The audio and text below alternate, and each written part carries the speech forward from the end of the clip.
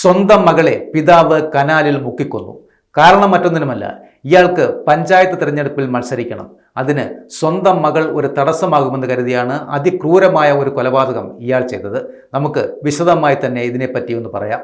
പഞ്ചായത്ത് തെരഞ്ഞെടുപ്പിൽ മത്സരിക്കുന്നതിനായിരുന്നു സ്വന്തം മകളെ ഈ പിതാവ് അതിക്രൂരമായി കൊലപ്പെടുത്തിയത്. ഈ സംഭവം നടക്കുന്നത് മഹാരാഷ്ട്രയിലെ നന്ദേഡ് ജില്ലയിലാണ്. 6 വയസ്സുകാരിയായ പ്രാച്ചിയെയാണ് പിതാവ് പാണ്ഡുരംഗ് കനാലിൽ മുക്കിക്കൊന്നത്. സംഭവത്തിൽ ഇയാളെ ഇപ്പോൾ പോലീസ് അറസ്റ്റ് ചെയ്തിരിക്കുകയാണ്. ഗ്രാമപഞ്ചായത്ത് തെരഞ്ഞെടുപ്പിൽ മത്സരിക്കുവാൻ പാണ്ഡുരംഗ് അതിയായി ആഗ്രഹിച്ചിരുന്നു.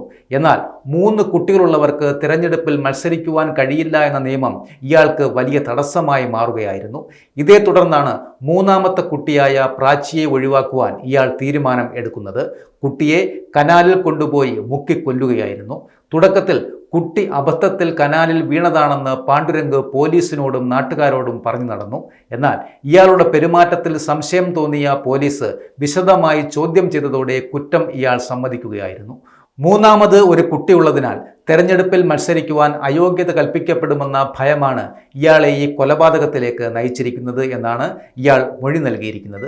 എന്തുതന്നെയായാലും സ്വന്തം മകളെയാണ് ഇയാൾ അതിക്രൂരമായി കൊല ചെയ്തത്. അതും പഞ്ചായത്ത് തെരഞ്ഞെടുപ്പിൽ മത്സരിക്കുന്നതിന് ഒരു തടസ്സമാകുമെന്ന് കരുതി. ഇയാളെയൊക്കെ എങ്ങനെ ഒരു പിതാവെന്ന് നമ്മൾ വിളിക്കും?